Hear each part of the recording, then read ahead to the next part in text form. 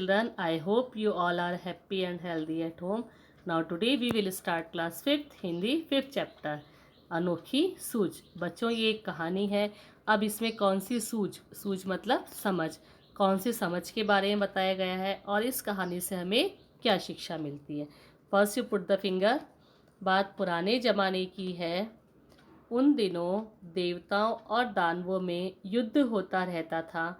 दोनों पक्ष मिलकर एक बार प्रजापति के पास गए।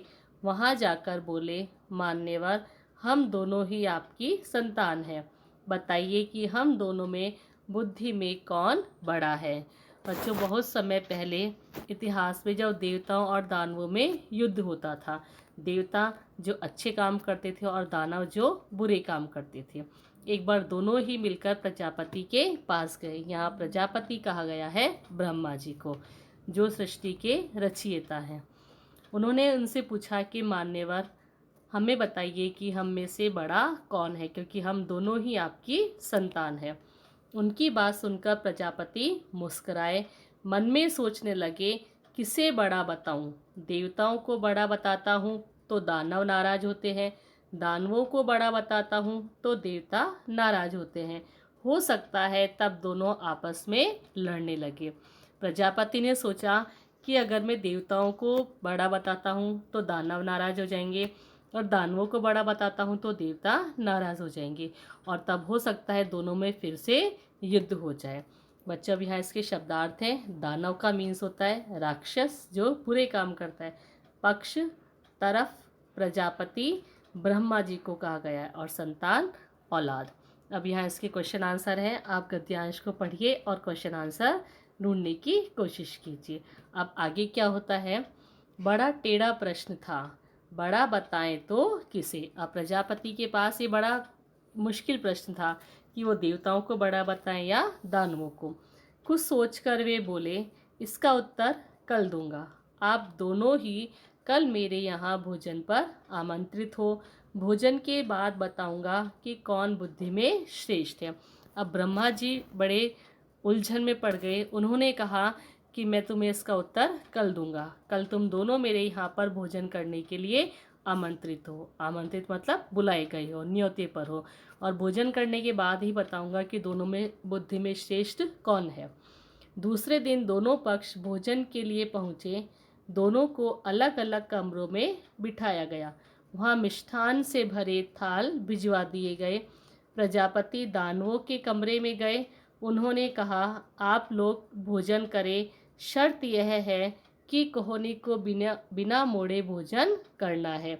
यही बात उन्होंने देवताओं से भी कही। अब अगले दिन दोनों पक्ष मतलब देवता और दानव ब्रह्मा जी के घर पहुँचे और ब्रह्मा जी ने दोनों को अलग अलग कमरों में बैठा दिया और उनके सामने मिष्ठान मीन्स कहलाता है मिठाई, मिठाई से भरे हुए थाल रख दिए। अब वो देवताओं दानवों के कमरे में गए और उन्होंने कहा कि तुम भोजन करो, लेकिन उन्होंने भोजन करने के लिए शर्त रखी कि भोजन को बिना कोहनी मोड़े करना है। अब बच्चों, बिना कोहनी मोड़े हाथ को या भोजन नहीं किया जा सकता, लेकिन प्रजापति ने ये शर्त रखी और यही शर्त उन्होंने देवताओं से भी कही। बड़ा टेढ़ा प्रश्न था, क्योंकि ये जो प्रजापति के पास प्रश्न था कि दोनों में श्रेष्ठ कौन है, तो प्रजापति ने इसका हल निकालने के लिए ही इस प्रकार की एक योजना बनाई थी। अब यहाँ बच्चों इसके शब्दार्थ हैं। टेढ़ा प्रश्न मतलब कठिन प्रश्न। आमंत्रित न्योते गए या बुलावा। पक्ष, तरफ, मिष्ठान, मिठाई। तो ये आपको समझ में आया। उन्होंने दोनों को अलग अलग कमरों में बिठाया और उनके सामने मिठाई के थाल रखे, लेकिन उन्होंने भोजन करने के लिए शर्त रखी कि कोहनी को बिना मोड़े ही भोजन करना है। अब यहाँ इसके प्रश्न उत्तर है। आप प्रश्न उत्तर गद्यांश को पढ़कर फिल कीजिए। नेक्स्ट, आगे क्या होता है दोनों का। प्रजापति की बात सुन दोनों परेशान हुए। वे एक दूसरे का मुंह ताकने लगे, क्योंकि बच्चों बिना कोहनी मोड़े हाथ के द्वारा भोजन नहीं किया जा सका। अब ये दोनों सोचने लग गए कि प्रजापति ने ऐसा क्यों किया और एक दूसरे को देखने लगे। समस्या थी, खाए तो खाए कैसे, क्योंकि बिना कोहनी मोड़े खाया नहीं जा सकता।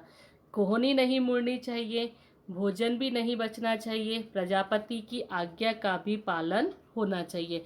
अब उनके पास 3 चीज़ें थी। पहला, बिना कोहनी मोड़े भोजन करना है, दूसरा, भोजन भी नहीं बचना चाहिए, और साथ ही प्रजापति की आज्ञा का भी पालन होना चाहिए। परंतु समस्या ये थी कि बिना कोहनी मोड़े भोजन कैसे करें। देवताओं ने एक उपाय सोचा। कमरे के किवाड़ बंद किए, आमने सामने बैठ गए, लड्डू उठा उठा कर एक दूसरे के मुंह में देने लगे। कुछ देर में थाल साफ हो गया, सारे लड्डू समाप्त हो गए। न हो हल्ला न शोरगुल। देवताओं ने शांतिपूर्ण भोजन किया। अब देवता थे, उन्होंने एक उपाय सोचा।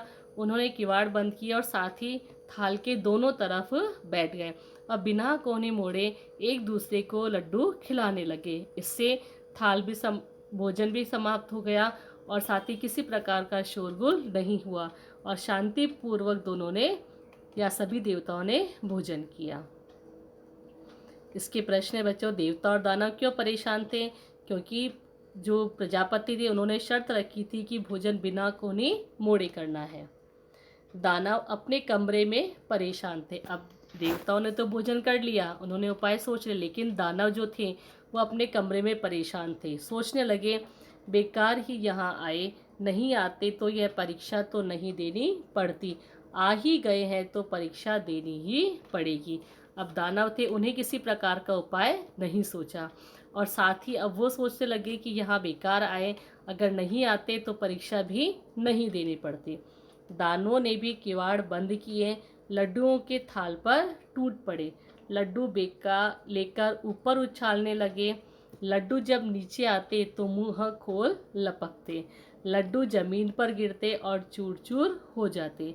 कमरे से हो ही की आवाज़ें आती रही, चीखते चिल्लाते और लड़ते झगड़ते रहे। अब दानवों को कोई उपाय तो सूझा नहीं। उन्होंने किवाड़ बंद किए और लड्डुओं को बिना कोने मोड़े हाथों से उछालने लगे और जैसे जैसे लड्डू नीचे आते वो अपने मुंह खोलकर ऊपर लपकते रहते, लेकिन इससे लड्डू उनके मुंह में नहीं आए और लड्डू ज़मीन पर गिरकर चूर चूर हो गए। इससे न तो उनका पेट भरा और साथ ही चीखते चिल्लाते रहे और लड़ते झगड़ते रहे।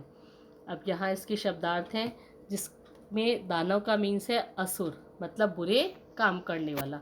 अब देवताओं ने अच्छा काम किया, आपस में मिलकर काम किया, लेकिन दानवों ने स्वयं की सोची, इसलिए उन्होंने लड्डू नहीं खाए। परीक्षा, इम्तिहान, टूट पड़ना, झपटना, लपकना, पकड़ना, चूर चूर होना, बिखेर जाना, क्योंकि उनके लड्डू हाथ नहीं आए और उनके लड्डू पूरे चूर चूर हो गए। दानव कमरे में क्या सोच रहे थे? दानवों ने लड्डू किस प्रकार खाए? क्या दानव लड्डू खा पाए? ये अब आपको आगे इस कहानी में क्या होता है ये आपको नेक्स्ट टाइम रीड करेंगे। तब तक आप इस कहानी को अच्छे से रीड करिए और आप स्वयं सोचने की कोशिश कीजिए कि दानवों ने अच्छा काम किया या देवताओं ने, और साथ ही ब्रह्मा जी ने किन्हें बुद्धि में श्रेष्ठ बताया और क्यों बताया। Okay, have a nice day बच्चों, टेक केयर।